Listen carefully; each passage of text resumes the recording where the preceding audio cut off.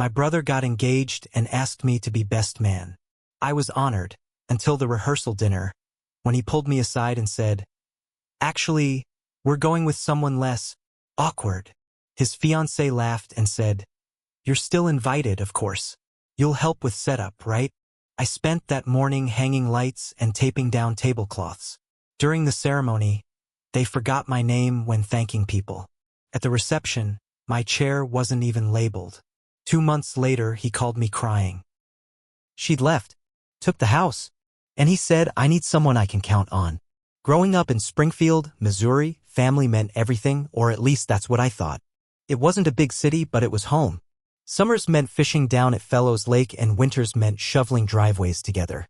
I always thought Mark and I had a bond that couldn't be broken.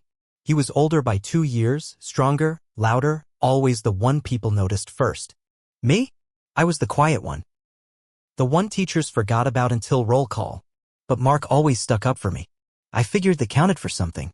One night in early May, I was lying on the old brown couch I dragged from our parents' garage when my phone buzzed. It was Mark. I answered and he sounded different. Excited. Breathless. "I'm getting married," he said, not even waiting for hello. "Wow, man. Congrats," I said, sitting up. "And I want you to be my best man." There was a long beat of silence on my end. I didn't know what to say. No one had ever asked me to be their best anything before. "Of course," I said. "Of course I will." I meant it too. Over the next few weeks, Mark would call sometimes, asking little things. "What do you think about navy suits?" Or, "You think Dad will behave at the reception?" It made me feel good. Needed. Like maybe for once I was part of something bigger. Allison, his fiancée, seemed fine when I met her. She was one of those girls who always looked perfect. Never a hair out of place, nails always fresh. She smiled a lot, but it never reached her eyes. When we met for lunch to talk wedding stuff, she barely looked at me, tapping away at her phone. I told myself it was nerves. Weddings are stressful, right? The rehearsal dinner was held at this fancy spot downtown, the Walnut Room. I pulled on my best khakis and a button-up shirt, feeling underdressed the second I walked through the doors. Everyone was in suits or cocktail dresses. Waiters circled the room with trays of tiny, weird-looking appetizers. I grabbed a stuffed mushroom just to have something to do with my hands. Mark and Allison were the center of attention. They floated from group to group, laughing too loud and smiling for pictures. I sat at the end of the table with the kids' cousins and a guy Allison introduced as someone she used to work with. I tried making conversation, but it felt forced, like I was speaking a different language. About halfway through dinner, Mark came over and tapped me on the shoulder. "Hey," he said, glancing around like he didn't want anyone to see us talking. "Can I talk to you for a second?" I followed him outside to the patio, where the air was thick and warm. He rubbed the back of his neck. "Look, I've been thinking." I waited. "We're going with someone else for best man," he said, quick like ripping off a Band-Aid. "Just someone a little less awkward, you know?" I stood there, mouth dry. Before I could say anything, Allison joined us, her hand sliding around Mark's arm. "You're still invited, of course," she said, smiling like I should be grateful. "You'll help with setup, right?" I forced a smile and nodded. I didn't know what else to do. Yell? Cry? Punch him? None of it would change anything. They had made their choice. The morning of the wedding, I showed up at the venue at 8 a.m. sharp. It was this barn they had rented out, made to look rustic chic, whatever that meant. The place was empty except for a few vendors setting up. I found Allison standing by a stack of folding chairs. "Oh good," she said, barely looking up. "We need the lights hung around the dance floor and those tables need cloths. Try to make it look professional, okay?" "No, thank you." "No, good morning." I spent the next 3 hours stringing up lights, hauling tables, and taping down cheap tablecloths that kept blowing in the breeze. Sweat ran down my back, soaking my shirt. Nobody offered water. Nobody checked if I was okay. When guests started arriving, I slipped into the bathroom and tried to make myself look halfway decent. My tie was crooked. My shoes were dusty from the gravel lot. I looked like someone who didn't belong. The ceremony was beautiful, I guess. Allison looked like she had stepped out of a bridal magazine. Mark couldn't stop grinning. They said their vows under a wooden arch I had helped build 2 weeks earlier. When the pastor started thanking people, he named the bridesmaids, the groomsmen, the maid of honor, and the best man, Allison's brother, apparently. He thanked family and friends who made today possible. Not one mention of me.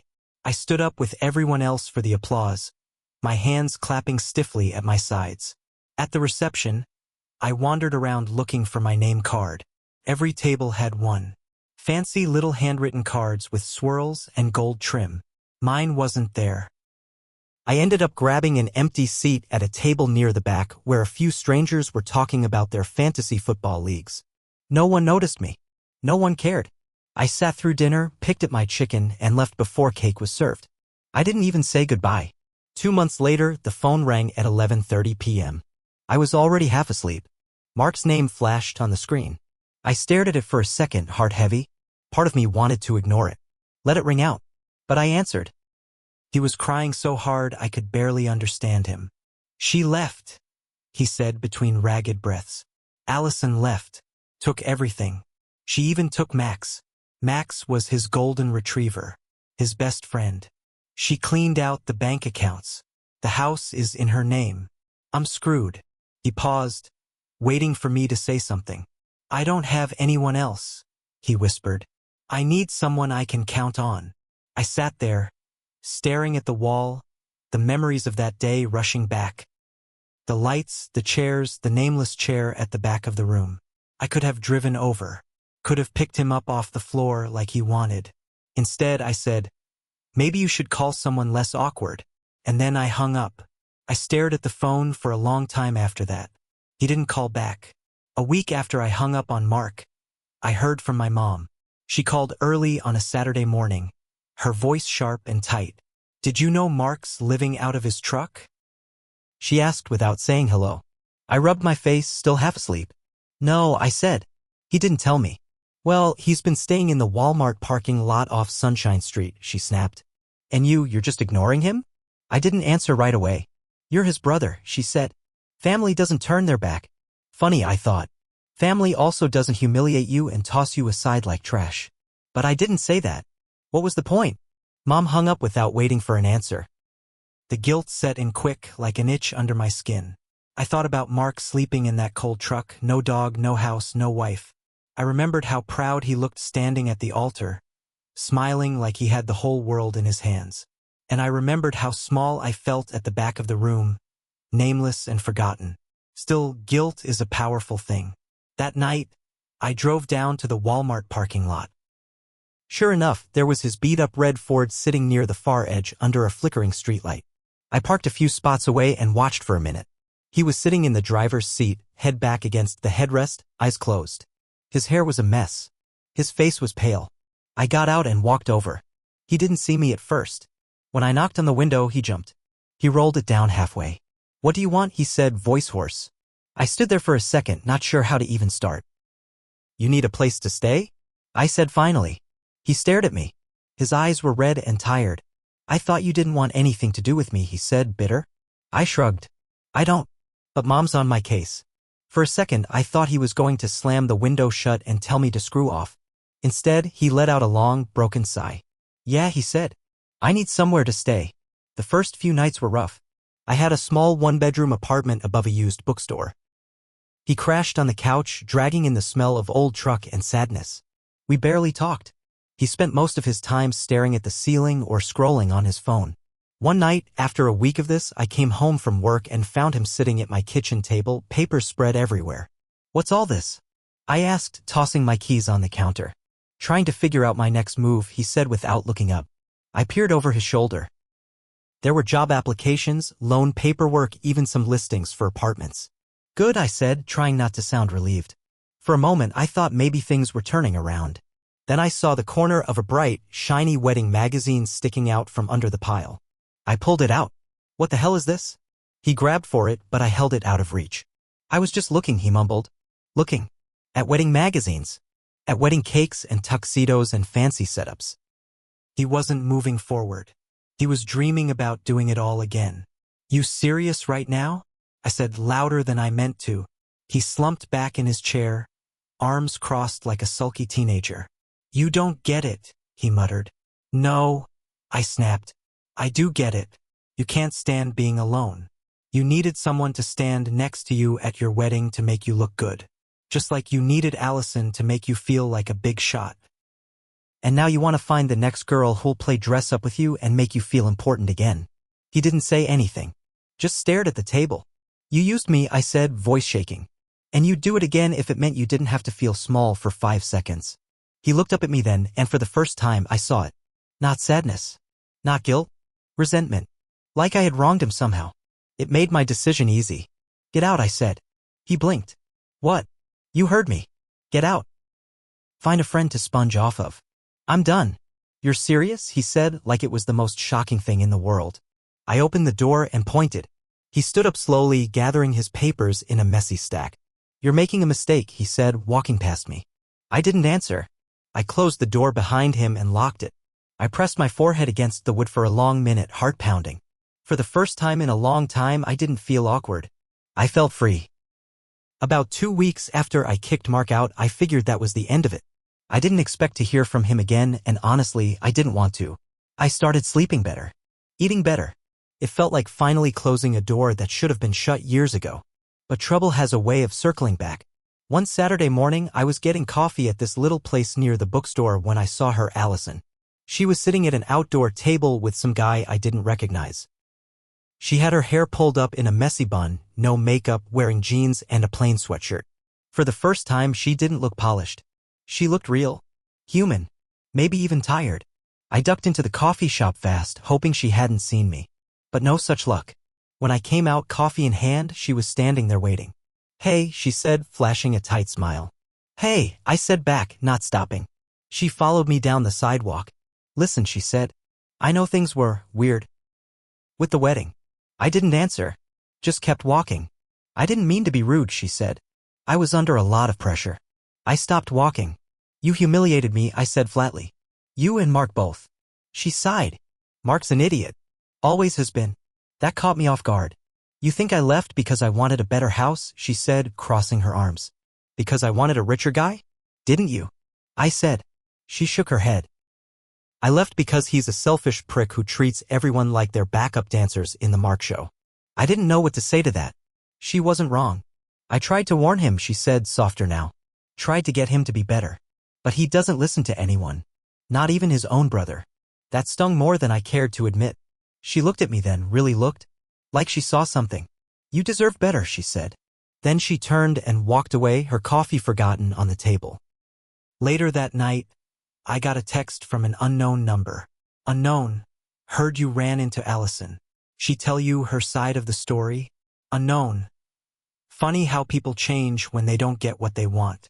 I knew it was Mark. The bitterness leaked through every word. I didn't answer. 5 minutes later, another text. Unknown. She's just like you. Pathetic. I stared at the screen, hands shaking. I deleted the messages without replying. The next day, the bookstore owner called me. He was an old guy named Mr. Pritchard, kind and soft-spoken. He said someone had spray-painted the side of the building overnight. When I got there, I saw it. In big, sloppy red letters, loser.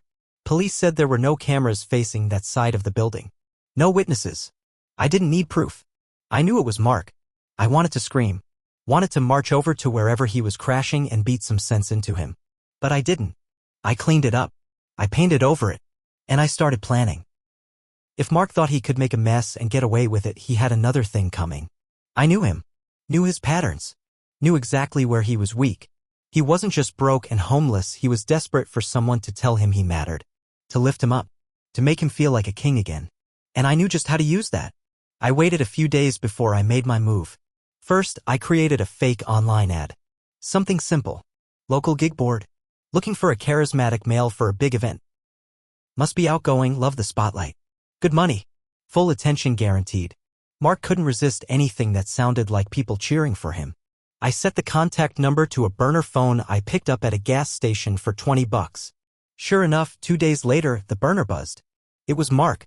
He didn't even hide his name. He left a voicemail, upbeat and eager. Hey, saw your ad. I'm perfect for the job. Call me back. I called him the next morning, masking my voice just enough to sound different. Told him there was a big event coming up. A surprise party for a local businessman retiring. Needed someone to come up, give a short speech, and entertain the guests. Told him we'd pay him $500. He jumped at it. The plan was set. The night of the event, I booked a back room at this cheap bar downtown, the Copper Mule. Real divey place. Sticky floors, blinking neon lights. Perfect. I invited every old friend Mark had ever bailed on. Every cousin he had snubbed at the wedding. Even Allison. Most of them showed. Curiosity's a powerful thing. They all gathered in the back room, sipping cheap beers, murmuring about what this was about. At 7 p.m. sharp, Mark rolled in. He looked rough. Hair unwashed, jeans sagging at the knees. But he had that stupid confident smile he always wore when he thought he was about to be the star of the show. I stood at the back, out of sight. The organizer, one of my old high school friends in on the plan, got up and tapped the mic. "Ladies and gentlemen," he said, "please welcome our guest speaker for tonight. The man of the hour, Mark." There was polite, confused clapping. Mark strutted up to the mic, beaming like an idiot. He launched into some terrible, off-the-cuff speech about working hard and believing in yourself.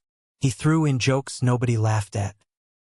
He name-dropped old memories that only made people shift uncomfortably in their seats. After 5 painful minutes, he finally stopped. Silence. Then my friend leaned into the mic. "Thanks, Mark," he said, smirking. "Now, before you go, let's show everyone why you're really here." He turned on the projector. Pictures lit up the wall, pictures of Mark passed out drunk at parties. Pictures of him in high school ditching charity events. Screenshots of texts he had sent Allison bragging about how much money he'd get once they were married. The room went dead quiet. Mark stood there frozen. I stepped out from the back then. Walked right up to the front where he could see me. "Recognize yourself yet?" I said, voice loud and clear. His face went pale. "You wanted attention," I said. "You wanted everyone looking at you." I spread my arms out. "Well, here we are." People started whispering, laughing. Mark stammered something, but the mic cut out. My friend had pulled the plug. Mark stumbled off the little stage, shoving past people who didn't move out of the way. He tried to leave, but Allison was blocking the door, arms crossed. "You're not good enough for anyone," she said loudly enough for the whole room to hear. "Not for me. Not for your own brother. Not even for yourself." The words hit him harder than anything I could have planned. He shoved open the door and ran into the night. Nobody followed him. I stood there a long time after everyone left, cleaning up empty cups and folding chairs. Some part of me knew it wasn't the proudest thing I'd ever done. Some part of me knew revenge made me just as ugly as he had been. But another part, one that had sat nameless at the back of his wedding, one that had been called less awkward, felt lighter. He needed to fall, and I needed to stop saving him every time. I haven't heard from Mark since that night. Not a text, not a call. I heard through Mom that he moved to Arkansas, trying to start fresh. Good for him, I guess. As for me, I'm still here, still working, still living my quiet life above the bookstore. And for the first time, it actually feels like enough. Because sometimes, the best revenge isn't just tearing someone down. It's walking away once they've done it to themselves.